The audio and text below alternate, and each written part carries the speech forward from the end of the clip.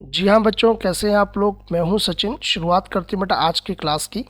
और आज हम जो टॉपिक डिस्कस करने वाले हैं वो है एनबीएस पीजीटी कॉमर्स दिसंबर 2022, यानी हाल ही में जो आपका एग्ज़ाम हुआ है उस पर जो अलग अलग बच्चों के हमारे पास कमेंट्स आए हैं क्वेश्चंस को लेके। चूँकि आपको पता है ऑनलाइन एग्ज़ाम हुआ है तो अभी पेपर आने में थोड़ा सा वक्त लगेगा। तब तक जो भी बच्चों ने हमें सवाल बताए हैं उनके आधार पर हमने एक एनालिसिस यहाँ पर किया है। तो कुछ क्वेश्चंस जो है आपके अकाउंट्स के हमारे पास कम आ पाए हैं, क्योंकि वो क्वेश्चंस कुछ स्टेटमेंट वाले थे, लेंदी थे, कुछ न्यूमेरिकल्स भी थे।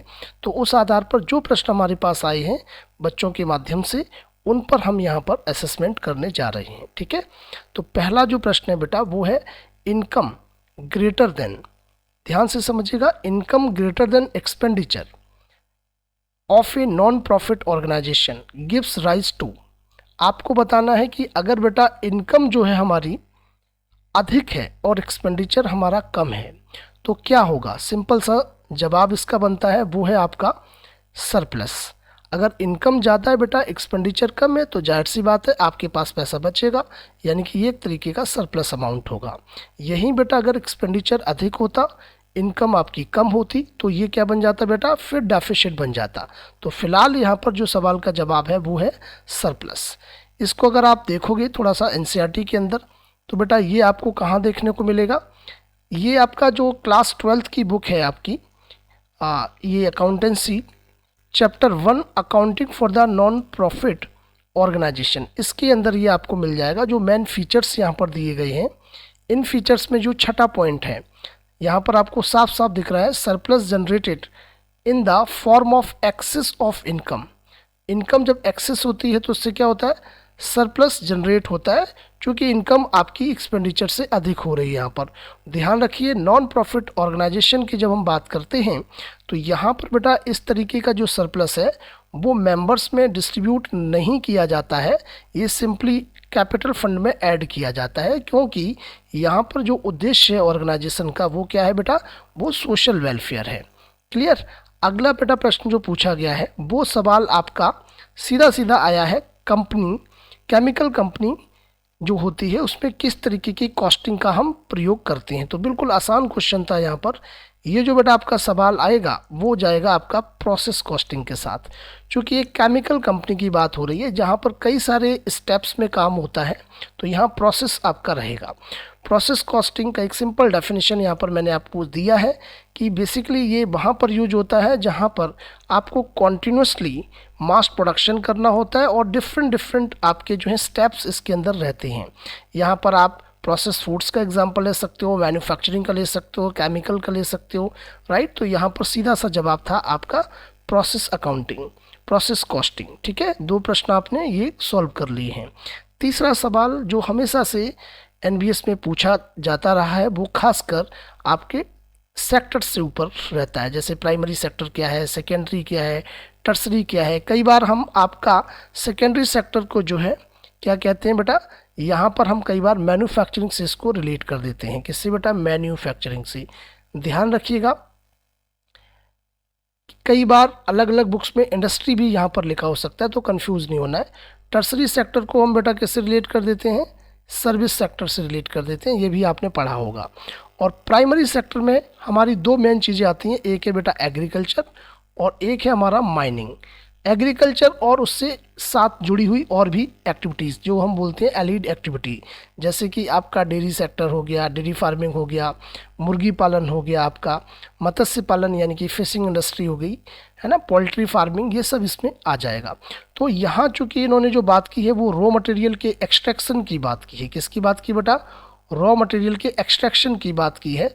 और रॉ मटेरियल अगर एक्सट्रैक्शन हो रहा है, चूँकि उसी के आधार पर फर्दर प्रोडक्शन होगा, तो एक्सट्रैक्शन ऑफ रॉ मटेरियल सीधा सीधा किससे जुड़ा है, माइनिंग से जुड़ा है। और ये किसके अंदर बेटा आता है, प्राइमरी के अंदर आता है। तो सीधा सा सवाल का जवाब हो जाएगा। ठीक है, बिल्कुल आसान प्रश्न है ये। इसको थोड़ा सा अगर डिटेल में आप देखना चाहें तो एक क्लासिफिकेशन भी आपको देखने को मिलेगा। इस क्लासिफिकेशन में आप क्या देखेंगे, ध्यान से देखिएगा। यहाँ पर एक तो प्राइमरी इंडस्ट्री है, एक सेकेंडरी है और एक हमने टर्सरी सेक्टर बोल दिया। तीन सेक्टर हो गए मेनली हमारे। प्राइमरी में हमने माइनिंग कर दिया, माइनिंग को इन्होंने एक्सट्रैक्टिव इंडस्ट्रीज़ बोला हुआ है। बाकी आपका जो है जेनेटिक इंडस्ट्री भी यहाँ पर लिखा हुआ है। जेनेटिक है, एग्रीकल्चर को भी हम बेसिकली किस में रखते हैं, प्राइमरी सेक्टर में रखते हैं। अगर हम बात कर ले, क्योंकि यहाँ पर इंडस्ट्री की बात हुई है इसलिए यहाँ पर एग्रीकल्चर अलग से नहीं लिखा है। अगर प्राइमरी सेक्टर लिखा होता तो डेफिनेटली यहाँ पर एग्रीकल्चर भी आप लिख सकते हो। जेनेटिक इंडस्ट्रीज़ स्पेशली हम अगर देखें तो ये हमारा मत्स्य पालन से रिलेटेड हो सकता है, गाय पालन हो गया यानी कि एक तरीके से डेयरी फार्मिंग हो गया, पोल्ट्री फार्मिंग हो गया, ये सब आपके जेनेटिक इंडस्ट्री से रिलेटेड आपको दिख रहे हैं। ठीक है, खासकर यहाँ पर जब हम बात करेंगे जेनेटिक इंडस्ट्री में तो डेयरी फार्मिंग की अगर बात हो तो वहाँ पर हम कैटल ब्रीडिंग की बात करें मेनली, तो इससे हम इसको रिलेट करते हैं। क्योंकि ये बात हो रही है जेनेटिक इंडस्ट्री की, यानी कि जहाँ से कोई ना कोई चीज़ जनरेट हो रही है, चाहे वो कैटल्स हो, चाहे वो फिशिंग हो, चाहे वो आपकी पोल्ट्री फार्मिंग हो, है ना। और दूसरा बेटा आपका सेकेंडरी एक्टिविटी, इसमें दो तरीके की एक्टिविटी आपको देखने को मिल रही हैं, मैन्युफैक्चरिंग इंडस्ट्री और कंस्ट्रक्शन इंडस्ट्री, राइट। और आपका तीसरा जो है वो है टर्सरी सेक्टर। टर्सरी सेक्टर की बात की जाए तो इसमें हम सारी सर्विसेज काउंट कर लेते हैं। अब सर्विसेज बेटा कई तरीके की हो सकती हैं। सर्विसेज में आपका एडवर्टीजमेंट हो गया, कम्युनिकेशन हो गया, बैंकिंग है, इंश्योरेंस है, वेयर हाउसिंग है, ट्रांसपोर्टेशन है। इसमें आप बेटा एजुकेशन को भी डाल सकते हो, राइट, एजुकेशन हो सकता है इसके अंदर। इसमें हेल्थ हो सकता है आपका, इसमें जो है आपका होटल इंडस्ट्री हो सकती है, जो भी सर्विसेज में एयरलाइंस हो सकता है, ये सब सर्विस के अंदर डाल सकते हो। इंफॉर्मेशन टेक्नोलॉजी, आईटी हो सकता है, ये भी सर्विस का पार्ट है, राइट। तो ये सारे आपके रहेंगे। अगला प्रश्न इन्होंने जो डाला है वो काफ़ी अच्छा प्रश्न, और ये आना भी था क्योंकि कंज्यूमर प्रोटेक्शन एक्ट आपके सिलेबस में भी बहुत क्लियरली मेंशन है। क्योंकि ये सवाल जो है आपका लेटेस्ट कंज्यूमर प्रोटेक्शन एक्ट 2019 के तहत बनाया गया है। यहाँ पर सवाल पूछा है कि where consumer can file up to 10 crore, यानी कि कंज्यूमर जो अपना कोई भी केस लेके जाता है, कोई भी, जैसे मान लीजिए कोई प्रोडक्ट उसने खरीदा, कोई सर्विसेज खरीदी, सर्विसेज में कोई डेफिशिएंसी है, प्रोडक्ट के अंदर कोई डिफेक्ट है, तो उस केस में वो 3 लेवल पर जाता है। एक तो बेटा डिस्ट्रिक्ट लेवल पर जाता है ना, डिस्ट्रिक्ट कमीशन में जाता है, या स्टेट में जाता है, या नेशनल में जाता है। तो ये जब डिस्ट्रिक्ट, स्टेट या नेशनल में जाएगा तो ये वैल्यू देखेगा कि भाई कितनी वैल्यू का इशू है। जैसे कि अगर आप पहले क्या था, 1986 का जो बेटा पुराना अधिनियम था, इसके तहत जो वैल्यू आपकी 20 लाख रुपए तक की होती थी, तब आप जाते थे डिस्ट्रिक्ट फोरम में। और 20 लाख से 1 करोड़ तक की जो वैल्यू होती थी, 20 लाख से 1 करोड़ तक की वैल्यू, तब आप जाते थे स्टेट में। और स्टेट कमीशन से ऊपर, यानी कि नेशनल कमीशन की बात हो तो 1 करोड़ से ऊपर की वैल्यू होती थी। चूँकि 2019 के अधिनियम की अगर मैं बात करूं तो यहाँ पर चीज़ें चेंज हो गई हैं। अब आपको डिस्ट्रिक्ट लेवल पर जाना है, यानी कि 1 करोड़, आपका अगर 1 करोड़ की हम बात करें, 1 CR तक की वैल्यू का इशू है, तो आप 1 करोड़ तक के मामले में डिस्ट्रिक्ट कमीशन में चले जाएंगे। और 1 करोड़ से ऊपर 10 करोड़ तक का अगर मैटर है तो आप कहाँ चले जाएंगे बेटा, स्टेट कमीशन में चले जाएंगे 2019 के आधार पर, 2019 के आधार पर। और अगर 10 करोड़ से ऊपर का मामला है, 10 करोड़ से ऊपर का मामला है, तो किस में चले जाएंगे बेटा, फिर आप जो है नेशनल में चले जाएंगे। किस में, नेशनल में चले जाएंगे। तो ये 3 लेवल की कमीशन है। चूँकि अप टू 10 करोड़ है तो जाहिर सी बात है यहाँ पर जो बेटा जवाब हो जाएगा वो क्या हो जाएगा, स्टेट कमीशन हो जाएगा। ठीक है, बिल्कुल क्लियर जवाब है यहाँ पर। अगला प्रश्न ले लेते हैं। उससे पहले ये हमने एक थोड़ा सा आपको डेटा भी दे दिया पुराना वाला। जैसे इसमें खासकर अगर हम बात करें 1986 वाला तो आपके मतलब का नहीं है, सिर्फ ये वाला आप पढ़ लीजिए जो 2019 का है। Up to 1 crore district level पर, 1 से 10 करोड़ स्टेट, और उससे ऊपर 10 करोड़, 10 करोड़ से ऊपर का है तो सीधा नेशनल लेवल। मान लेते हैं कि जो, जैसे कई बार क्या होता है कि आपने डिस्ट्रिक्ट कमीशन में अपनी कोई बात रखी और उसमें जो जजमेंट आया उससे आप सहमत नहीं हैं। सपोज़ करिए कि भाई जैसे कोई इशू है, उसमें 2 लाख रुपए का आपको कंपनसेशन देने की बात की गई है। अब एग्रीड पार्टी कहती है नहीं 2 लाख पर्याप्त नहीं है, तो क्या होता है, हम इससे हायर लेवल पर भी जा सकते हैं, अपील कर सकते हैं स्टेट में। और स्टेट से सहमत नहीं है तो आप नेशनल लेवल पर भी अपील कर सकते हैं। ठीक है, तो ये है हमारा कंज्यूमर प्रोटेक्शन एक्ट 2019 के तहत। बहुत आसान प्रश्न था, अगर आपने कोपरा एक्ट पढ़ा होता तो बहुत आसानी से सवाल को हो सकता था। नेक्स्ट प्रश्न है बेटा, what is shopping goods. Shopping goods की बात हो रही है बेटा। कई तरीके की गुड्स आपको देखने को मिलती हैं। अगर आपने मार्केटिंग में पढ़ा है तो आपको देखने को मिलेगा शॉपिंग गुड्स होती हैं बेटा। एक तो ये रहती है आपकी, एक आपकी बेटा स्पेशलिटी गुड्स होती है, राइट, स्पेशलिटी गुड्स होती है। इसी तरीके से बेटा एक आपका कन्वीनियंस गुड्स होता है, क्या होता है बेटा, कन्वीनियंस गुड्स होता है। इसी तरीके से बेटा एक आपका इमरजेंसी गुड्स होता है। इसी तरीके से बेटा एक आपका अनसॉर्ट गुड्स होता है ना। कई सारे गुड्स देखने को मिल रहे हैं। तो एक है शॉपिंग गुड्स। यहाँ पर बेटा जो जवाब होगा, तो मेडिसिन जो होती है ना, वो आप शॉपिंग नहीं मेडिसिन की करते हैं। शॉपिंग गुड्स वो गुड्स होती है जहाँ कंपेरिजन होता है, जहाँ पर कई वैरायटीज़ अवेलेबल होती हैं। तो मेडिसिन में तो आप जब खरीदते हैं जब कोई इमरजेंसी है, अदरवाइज़ क्यों मेडिसिन खरीदेंगे। अम्ब्रेला कब खरीदेंगे, जब कोई इमरजेंसी है, राइट। अगर इंश्योरेंस खरीदना है, इंश्योरेंस आपकी जनरली वैसे नीड नहीं होती है, इमीडिएट नीड नहीं होती है, तुरंत आवश्यकता नहीं होती है। तो ये एक तरीके की किस तरीके की नीड होती है, अनशॉर्ट नीड वो होती है जिसे जो है आसानी से नहीं बेचा जा सकता। इसके लिए एग्रेसिव प्रमोशन किया जाता है, बहुत कुछ जो है लोगों को समझाया जाएगा, कन्विंस करा जाएगा, तब जाके खरीदेंगे। तो यहाँ पर सीधा जो जवाब चलता है वो जाता है टेलीविज़न पर। ठीक है, यहाँ पर आप डिफरेंट वैराइटीज़ देखते हैं और उसके बाद अपना निर्णय लेते हैं। ठीक है, तो ये बहुत ही सिंपल प्रश्न था। आप थोड़ा सा भी अगर इस पर ध्यान देंगे तो आसानी से हो सकता था। अगला सवाल जो कि है आपका प्लानिंग के फंक्शंस और जो प्रोडक्शन के फंक्शन दिए गए हैं टेलर के द्वारा, किसमें, फंक्शनल फोरमैनशिप में। अगर आपको याद हो, फंक्शनल फोरमैनशिप में दो तरीके की चीज़ें थी। एक तो बेटा प्लानिंग, ठीक है, एक बेटा आपका प्लानिंग था और एक आपका क्या था बेटा, प्रोडक्शन था। अगर आपको याद हो, प्रोडक्शन के अंदर हमने क्या पढ़ा था, इसके अंदर बेटा हमने गैंग बॉस पढ़ा था, हमने इसके अंदर बेटा रिपेयर बॉस पढ़ा था, हमने इसके अंदर बेटा स्पीड बॉस पढ़ा था, हमने इसके अंदर बेटा इंस्पेक्टर पढ़ा था। ये सारे टर्म्स हमने इसके अंदर पढ़े थे। और प्लानिंग के अंदर हमने क्या पढ़ा था, यहाँ पर हमने रूट क्लर्क पढ़ा था, बिल्कुल ठीक है। टाइम एंड कॉस्ट क्लर्क पढ़ा था। यहाँ पर बेटा हमने डिसिप्लिनेरियन पढ़ा था। यहाँ पर हमने इंस्ट्रक्शन कार्ड क्लर्क पढ़ा था। तो चूंकि यहाँ पर सवाल पूछा था प्लानिंग से संबंधित कौन सा नहीं है, राइट, सवाल पूछा था प्लानिंग से संबंधित कौन सा नहीं है, तो बेटा इंस्पेक्टर नहीं है, क्योंकि ये सीधा सीधा किससे रिलेटेड है, प्रोडक्शन से। तो आंसर क्या हो जाएगा बेटा, तीसरे नंबर का जवाब हो जाएगा। यहाँ पर सिंपल था। ठीक है, अगला प्रश्न ले लेते हैं। अगले प्रश्न में अगर हम देखें, ये एक सिंपल एक डायग्राम है, आप देख सकते हो जो मैंने अभी आपको बताया। अगला सवाल जो है वो सवाल था कम्युनिकेशन से। कम्युनिकेशन का सवाल कुछ बच्चों ने कर भी दिया होगा, कुछ को दिक्कत भी हुई होगी, क्योंकि कई बार हम सिंपल कम्युनिकेशन क्या है, फॉर्मल इनफॉर्मल कम्युनिकेशन में डिफरेंस क्या है, वर्बल नॉन वर्बल क्या है ना, ये सब चीज़ें पढ़ लेते हैं, बैरियर्स पढ़ लेते हैं, और ज़्यादा से ज़्यादा फॉर्मल कम्युनिकेशन की क्लासिफिकेशन पढ़ लेते हैं। इनफॉर्मल की बहुत कम बच्चे पढ़ते हैं। तो यहाँ पर बच्चे उनसे गलती हो गई है जिन्होंने इनफॉर्मल कम्युनिकेशन के टाइप्स नहीं पढ़े। यहाँ पर बेटा पूछा है इनफॉर्मल कौन सा है, व्हील, चेयर और चेन और आपका सर्कुलर, ये तीनों ही आपके फॉर्मल कम्युनिकेशन में आते हैं। और ये वाला जो आपका नेक्स्ट है प्रोबेबिलिटी वाला, ये आपका इनफॉर्मल में आता है। तो आप देख सकते हो एनसीईआरटी में भी इसको बहुत अच्छे से समझाया है बच्चे। आप यहाँ पर अगर देखें तो ये आपका इनफॉर्मल कम्युनिकेशन के मैंने कुछ टाइप्स दिए हैं। ज़्यादातर बच्चों को गॉसिप वाला पता होता है, गॉसिप वाला ज़्यादातर बच्चे पढ़ लेते हैं। तो single strand, gossip, probability, clusters, हमने इसकी जो क्लासेस दी हैं अपने, उसमें बहुत अच्छे से इनफॉर्मल कम्युनिकेशन को डिटेल में समझाया है। तो ये सवाल जो है वही बच्चे कर पाए होंगे जिन्होंने कम्युनिकेशन को अंदर तक पढ़ा है। फॉर्मल कम्युनिकेशन में चेन है, व्हील है, सर्कुलर है, फ्री फ्लो है, इन्वर्टेड है। जिसने फॉर्मल भी बेटा पढ़ा होगा ना, वो भी एलिमिनेशन के माध्यम से इस सवाल को कर सकता था। अगला प्रश्न है एस्पिरिट डी कॉर्प्स, इसका मतलब क्या होता है। आपको पता है हेनरी फ्यूल्स आपके 14 प्रिंसिपल से, उन्हीं में एक प्रिंसिपल है आपका एस्पिरिट डी कॉर्प्स, जहाँ पर आप एक टीम भावना के साथ काम करते हैं, एक यूनिटी के साथ काम करते हैं, अपनी पूरी टीम को लेके चलते हैं। तो इसका सीधा जवाब हो जाएगा ऑप्शन नंबर 4। ठीक है, तो बिल्कुल क्लियर और सिंपल सवाल था, बहुत आसानी से इसका जवाब दिया जा सकता था अगर आपने थोड़ा भी अच्छे से इसको पढ़ा होगा। अगला सवाल है स्टॉक मार्केट के बारे में है।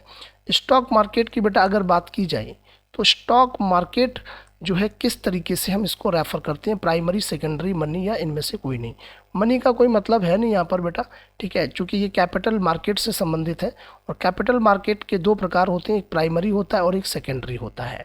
बट अगर स्टॉक मार्केट की बात की जाए जहाँ पर हम ट्रेडिंग करते हैं, तो उसका सीधा सीधा जवाब हो जाएगा सेकेंडरी, क्योंकि प्राइमरी मार्केट जो होता है यहाँ पर तो क्रिएशन होता है चीज़ों का, सेकेंडरी में हम ट्रेडिंग करते हैं, ध्यान रखिएगा।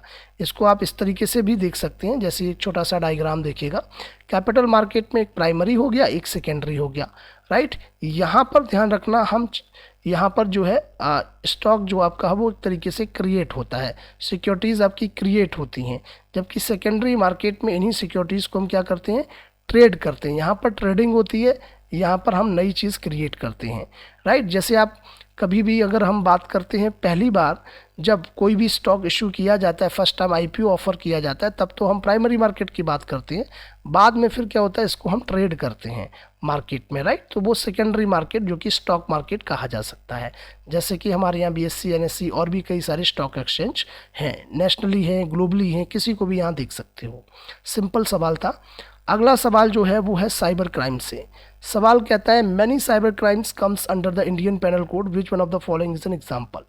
देखिए यहाँ पर जो मैंने आपके सामने क्वेश्चन रखा है, जो बच्चों ने मुझे बताया कि साइबर क्राइम से संबंधित सर क्वेश्चन आया था, जिसमें डर्टी वीडियोस को सेंड करना, पर्सनल इन्फॉर्मेशन को स्टोर करना, थ्रेटनिंग मैसेज भेजना, इस तरीके का कुछ सवाल था।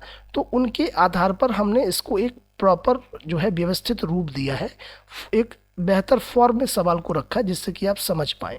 तो यहाँ इसका मतलब ये नहीं कि एग्जैक्टली यही सवाल है, बट इससे ही क्लोज सवाल था, इस वजह से इसको इस तरीके से रखा है। साइबर क्राइम आपका किसी को ईमेल के माध्यम से धमकी भरा मैसेज भेजना भी साइबर क्राइम के अंडर आता है। किसी की पर्सनल इन्फॉर्मेशन को चुराना, ये भी साइबर क्राइम के अंदर आता है, क्योंकि आपको पता है हमारा जो राइट टू प्राइवेसी है, हमारा राइट टू प्राइवेसी जो है, राइट टू प्राइवेसी, निजता का अधिकार, ये जो निजता का अधिकार है ये हमारा किस में आता है, मौलिक अधिकार के अंदर आता है, आर्टिकल 21 के अंदर। यानी कि पर्सनल इन्फॉर्मेशन को चुराना ये सीधा सीधा आपके मौलिक अधिकार का हनन है ना। तो ये भी साइबर क्राइम के अंदर आएगा, और डर्टी वीडियो भेजना भी हनन है। तो यहाँ पर जवाब हो जाएगा all of the above, right. तो इस तरीके के सवाल भी पूछे गए हैं।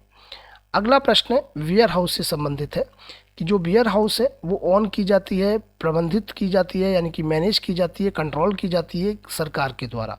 तो इसका बहुत आसान सवाल का जवाब हो जाएगा, एकदम इजी था ये, क्योंकि अगर गवर्नमेंट कंट्रोल्ड है तो आंसर सीधा सीधा सा रहेगा, ये गवर्नमेंट वेयर हाउस है। इसके बाद है a person who gives an impression to others that he or she is a partner of the firm through his or her own initiative, conduct or behaviour. ये सवाल सीधा सीधा आपका अगर देखने को मिल रहा है तो वो है पार्टनरशिप से, राइट। तो यहाँ पर जो सीधा सीधा सवाल में डायरेक्ट बोल रखा है, बिल्कुल आसान सवाल है, कि अगर कोई भी व्यक्ति who gives an impression to other, वो दूसरे को इम्प्रेशन देता है कि ये भाई इस फर्म का पार्टनर है, अपने इनिशिएटिव से या फिर कंडक्ट से या अपने बिहेवियर से, राइट। तो उस केस में वो जो पार्टनर होगा वो बाई स्टॉपल होगा। कैसा होगा, पार्टनर बाई स्टॉपल। तो ये बहुत ही क्लियर और बहुत सिंपल क्वेश्चन हम कह सकते हैं। तो जो प्रश्न हमारे पास आए हैं उनके आधार पर हम इन सवालों का जवाब दे रहे हैं।